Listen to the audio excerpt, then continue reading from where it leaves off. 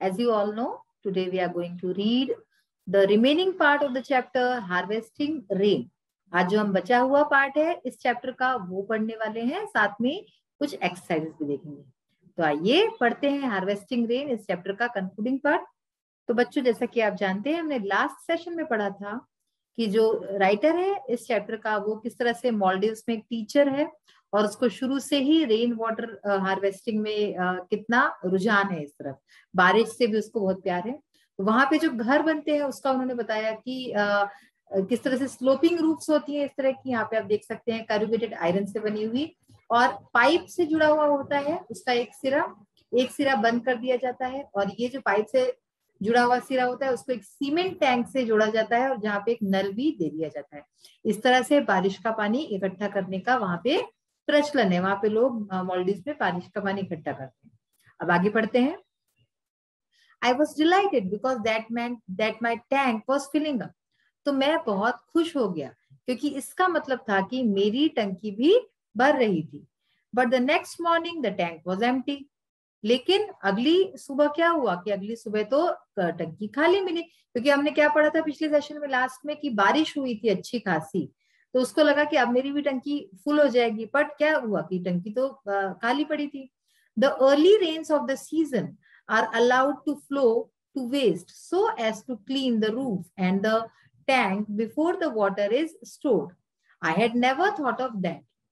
तो अब वो टंकी खाली क्यों रही उसका रीजन बता रहे हैं कि the early rains of the season, जो सीजन होता है यानी कि जो मौसम होता है उसकी जो पहली जो बारिश होती है वो are allowed to flow to waste, तो उसको जो है बहने दिया जाता है, उसको वेस्ट किया जाता है।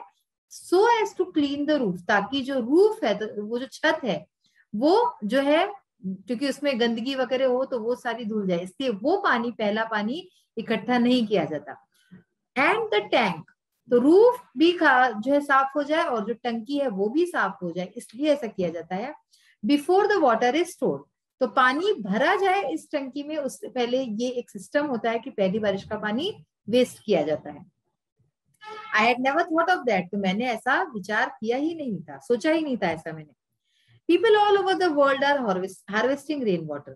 पूरी दुनिया में आज लोग जो है बारिश के पानी को इकट्ठा कर रहे हैं, हार्वेस्ट कर रहे हैं, उसको बचा रहे हैं। Yet in our country, large amounts of rain water are lost.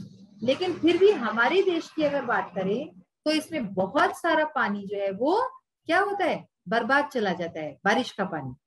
Its use should be encouraged at the family and school level. तो इसका यूज करना, इसका उपयोग करना जो है ज्यादा से ज्यादा इसको प्रोत्साहन देना चाहिए परिवारों में और स्कूल्स में ही। स्कूल्स जो एकदम प्राथमिक लेवल होता है स्कूल का, वहां से इस चीज का प्रोत्साहन लोगों को मिलना चाहिए। वी नीड रेन वाटर, हमको बारिश का पानी चाहिए, उसकी जरूरत है।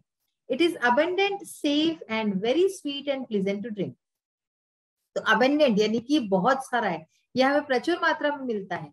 सेफ है ना, ये इसमें कोई दिक्कत नहीं है। और वेरी स्वीट, बहुत ही मीठा है। और प्लेजेंट टू ड्रिंक, तो मीठा भी है और पीने के लिए अच्छा होता है, तो इसलिए हमको बारिश का पानी इकट्ठा करना चाहिए। तो ये तो था हमारा चैप्टर। आइए अब ग्लॉसरी एंड नोट्स पे एक नजर डालते हैं। शॉर्टेज, पहला वर्ड जो है हमारा shortage, noun. Not having enough यानी कि अपर्याप्त, अभाव, किस चीज का जब अभाव होता है तो हम उसको शॉर्टेज या स्कार्सिटी ऐसे बोलते हैं। थ्रिलिंग, थ्रिलिंग जो है क्या है इसका मीनिंग, वेरी हैप्पी। अति प्रसन्न, इसको हम बोलेंगे अति प्रसन्न, उसको थ्रिलिंग बोलते हैं। एडवेंचर नाउन है, an act of doing unusual thing या थिंग्स। साहसिक कार्य करना, रोमांच जो होता है उसको एडवेंचर बोलते हैं। जैसे कई लोग जो है माउंटेन क्लाइंबिंग करते हैं, वो भी एक एडवेंचर होता है, थ्रिलिंग एक्सपीरियंस होता है वो। थ्रिलिंग एक्सपीरियंस है कि जिसमें हमको बहुत खुशी मिले, ऐसा अनुभव। हार्वेस्टिंग नाउन है, कलेक्टिंग, स्टोरिंग, यील्ड्स, अन्न संग्रह, फसल इकट्ठा करना, यानी कि अन्न इकट्ठा करने को, फसल इकट्ठा करने को। तो हार्वेस्टिंग जहां पे आ जाएगा तो वहां पे उसका मतलब ये होता है कि कलेक्ट करना। डोमेस्टिक एडजेक्टिव, हाउस होल्ड, घरेलू। आर्किपिलेगो नाउन है, ग्रुप ऑफ आइलैंड्स, टापुओं का समूह, उसको आर्किपिलेगो बोलते हैं। ग्राउंड वाटर एक नाउन का शब्द है, water that comes from wells and springs, यानी कि जल स्रोत, भूजल, जो जमीन से हमको पानी मिलता है, कुआं, जैसे कि कुआं हो गया, झरना हो गया, वो ग्राउंड वाटर। कैरुगेटेड एडजेक्टिव है।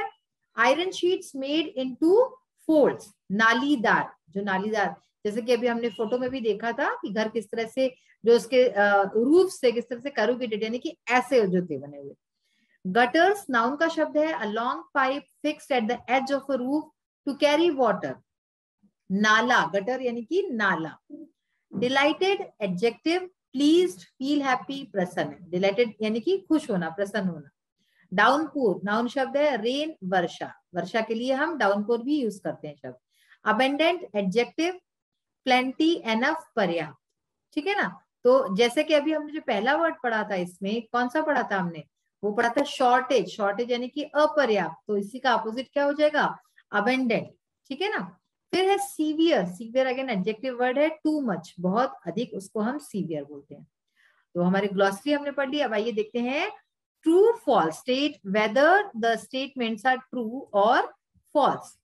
पहला देखते हैं sentence, the islands of Maldives receive rainfall from north west monsoon, तो ये फॉल्स स्टेटमेंट है, गलत है ये। The people in Maldives depend entirely on rainwater harvesting for their needs for water. तो मालदीव्स के जो लोग हैं वो पूरी तरह से रेन वाटर हार्वेस्टिंग यानी बारिश के पानी को इकट्ठा करने के इस पे ही वो डिपेंड करते हैं। For their needs for water, पानी के अपनी जो उनकी जरूरतें हैं उसके लिए रेन वाटर हार्वेस्टिंग पे वो पूरी तरह से डिपेंड करते हैं, निर्भर हैं। तो ये भी ट्रू बात है, सही बात है ये। All houses in Maldives have the sloping roofs made of corrugated iron. True, again true. यानी कि मालदीव्स के सारे ही घर इस तरह से स्लोपिंग रूफ्स के बने हुए होते हैं जिसमें कि made of corrugated iron. The author's school had water round the year. Author के स्कूल में जो है पानी पूरे साल रहता है, ये फॉल्स है, गलत स्टेटमेंट है। Rain water is highly dependable, यानी कि रेन वाटर पे हम पूरी तरह से डिपेंड हो सकते हैं, ये भी गलत बात है। रेन वाटर साल में एक बार होता है, कभी नहीं भी हो सकता, तो इसलिए हम पूरी तरह से डिपेंड नहीं रह सकते, लेकिन जब होता है तो हमें उसको संचय करके रखना चाहिए।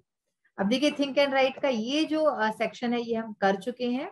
आज हम ये 30 वर्ड्स वाले आंसर्स भी देखेंगे। अब आइए ग्रामर पोर्शन को देखते हैं। पार्टिसिपल्स यूज्ड एज एडजेक्टिव्स, किस तरह से पार्टिसिपल्स का यूज एडजेक्टिव्स के तौर पे करते हैं। Look at the following sentence. Collecting water during the June showers, especially after facing severe water shortage all summer, was a thrilling experience. ये लाइन हमने पढ़ी थी चैप्टर में। Here, thrilling is a present participle. तो यहाँ पे thrilling जो शब्द है वो present participle है, verb के साथ ing का यूज किया गया है, ठीक है ना। Used as an adjective, तो इसका यूज as an adjective विशेषण के तौर पे किया गया है। The past participle verb plus ed or en is also used as an adjective. और इसी तरह से past participle जिसमें जैसे कि verb के साथ हम ed या en लगाएं तो ये भी adjective के तौर पे इसका यूज करते हैं। एग्जाम्पल देखिए इसका, broken leg है ना, तो broken leg, look at some more examples. Present participles और past participles देखिए, we saw an entertaining movie, तो यहाँ पे ing लगा दिया तो ये present participle हो गया।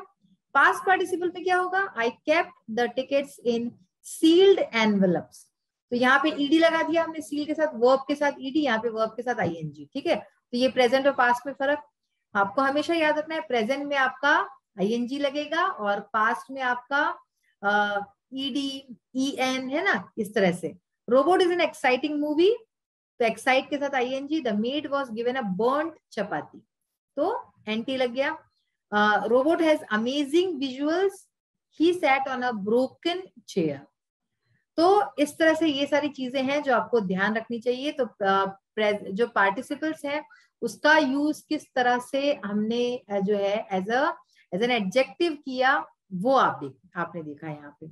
In some cases, both the present participle and the past participle of the same verb can be used as adjectives. कुछ केसेस में प्रेजेंट पार्टिसिपल और पास्ट पार्टिसिपल जो होते हैं सेम वर्ब के, एक ही वर्ब है उसका जो है प्रेजेंट और पास्ट पार्टिसिपल का यूज किया जाता है, can be used as adjectives, adjective के तौर पे। एग्जांपल देखिए यहाँ पे, amazing amazed, boring bored, exciting excited, यानी कि आईएनजी और ईडी दोनों लग सकता है इसमें।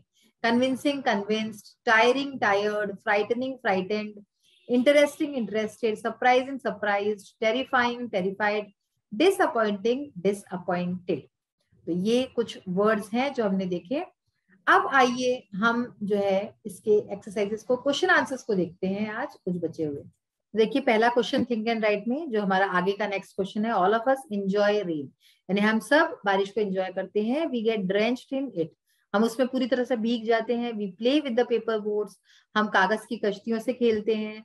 What was the author's experience of collecting rain water, तो जो ऑथर है, जो लेखक है, उसका क्या अनुभव रहा रेन वाटर को, बारिश के पानी को इकट्ठा करने का। The author's family had faced severe water shortage in the summers, so they used to store rain water in buckets and other pots. तो जो ऑथर की फैमिली थी, जो लेखक की फैमिली थी, उसने कई सारे जो है पानी की कमी का सामना किया था गर्मियों में, काफी सारे। और तो इसलिए वो क्या करते थे कि जो रेन वाटर, बारिश का पानी, उसको इकट्ठा करके रखते थे बाल्टियों में और घड़ों में। Our parents and teachers instruct us not to drench ourselves in the first rain water. तो हमारे पेरेंट्स, हमारे माता पिता और अध्यापक बताते हैं हमको, कहते हैं हमको कि अपने को पहली बारिश में नहीं भीगना चाहिए। ठीक है, why, ऐसा क्यों? According to the author, the early rain water in the season should be allowed to go a waste. तो यहाँ पे कह रहे हैं कि ऐसा क्यों है कि लेखक के मुताबिक जो पहली जो बारिश होती है उसका पानी, मौसम की पहली बारिश जो होती है उसका पानी, उसको वेस्ट जाने देना चाहिए। In the process of rain water harvesting, the early rain water should be allowed to go a waste so as to clean the roof and the tank properly. तो पहला पानी को वेस्ट कर देना चाहिए, क्योंकि ताकि उससे जो है, जो हमारी रूफ से, हमारी छतें हैं, वो साफ हो जाए, धुल जाए, हमारी जो टंकियां हैं वो साफ हो जाए, इसलिए उसको पहले पानी को हमें जो है बर्बाद होने देना चाहिए, उसमें कोई प्रॉब्लम नहीं है। Huge amount of rain water is lost in our country, हमारे देश में बहुत सारा पानी जो है बर्बाद चला जाता है। It is a wastage of natural resource, तो ये जो है प्राकृतिक संसाधनों का की बर्बादी होती है इससे। Do you agree with this view, क्या आप इस दृष्टिकोण से सहमत हैं? गिव रीजंस, तो इसके कारण बताइए। It is quite rightly said that huge amount of rainwater is wasted in our country. तो ये बात बिल्कुल सही कही गई है कि हमारे देश में, भारत में बहुत सारा पानी जो है, बारिश का पानी, उसको वेस्ट कर दिया जाता है, उसको हम इकट्ठा करके नहीं रखते। आई एग्री टू इट, मैं इस बात से सहमत हूँ। It is due to lack of seriousness and sincerity to save the rain water और ड्रिंकिंग वाटर। इसकी वजह है कि लोगों में जो है इस चीज की सीरियसनेस नहीं है, वो इस चीज को लेके इतने सीरियस नहीं है, उनमें सिंसेरिटी नहीं है कि बारिश का पानी जो है उसको बचाना चाहिए, और ड्रिंकिंग वाटर या फिर पीने का पानी, बारिश का पानी, उसको हमें बचा के संजो के रखना चाहिए। इस चीज को लेके लोग गंभीर नहीं है इतने। आप देखिए वर्ड स्टडी है, correct the following words to make them meaningful. यहाँ पे कुछ वर्ड्स दिए हुए हैं जिनकी स्पेलिंग्स इनकरेक्ट है, उनकी करेक्ट स्पेलिंग लिखेंगे हम। तो पहली वर्ड है हमारा एक्सपीरियंस, करेक्ट स्पेलिंग क्या होगी इसकी? EXPERIENC, यहाँ पे ए लिखा है जो कि रॉन्ग है। सेकंड स्पेलिंग है करुगेटेड, तो यहाँ पे देखिए ए लिखा है, यहाँ पे यू, CORRUGATED। तो स्पेलिंग्स आपको इसकी लर्न होगी, तभी आप ये एक्सरसाइज कर सकते हैं। डिलाइटेड में DELIGHTED, यहाँ पे DILI लिखा है जो कि रॉन्ग है। इनकरेज्ड, एनकरेज्ड होता है, इनकरेज्ड नहीं होता है, तो यहाँ पे आई की जगह इन लगेगा, तो ENCOURAGED। लास्ट स्पेलिंग है अबेंडेंट, अबेंडेंट पे DANT लगता है, ना कि DENT। तो learn all this spellings by your heart. Match the words in A with their meanings in B। Word meaning है हमारे एक्सरसाइज में, आप देख सकते हैं बुक में, तो उसमें मैच करना है। तो यहाँ पे डायरेक्टली आंसर दे दिए मैंने, answer are given directly. Huge जो पहला शब्द है उसका मीनिंग होता है वेरी बिग, यानी बहुत बड़ा। हेल्ड यानी कि प्रेज, हेल्ड का मतलब होता है प्रेज यानी प्रशंसा करना। सेटअप, इसका मतलब है टू एस्टैब्लिश, कोई चीज की स्थापना करना। Sealed up meaning completely closed from all sides, चारों तरफ से पूरी तरह से बंद कर देना, उसको सील्ड अप कहते हैं। Then last word is plenty, plenty मतलब अबंडेंट यानी बहुत सारा, पर्याप्त मात्रा में होना। तो बच्चों आज जो है हमने कई सारी चीजें देखी है, चैप्टर हमने फिनिश कर लिया है। ग्रामर सेक्शन शुरू किया है जो कि हम कल और आगे पढ़ेंगे अच्छे तरीके से और उसको समझेंगे, और साथ ही कई सारे स्पेलिंग से रिलेटेड जो चीजें हैं वो आपको लर्न करनी है बाय हार्ट। तो उम्मीद करती हूँ सेशन आज का आपको अच्छा लगा होगा। अब नेक्स्ट सेशन में फिर से मिलेंगे, इसी चैप्टर को आगे बढ़ाएंगे। तो तब तक के लिए अलविदा चाहती हूँ आपसे। We will meet in the next session. Till then take care of yourself, have a nice day, stay healthy and happy. Thank you.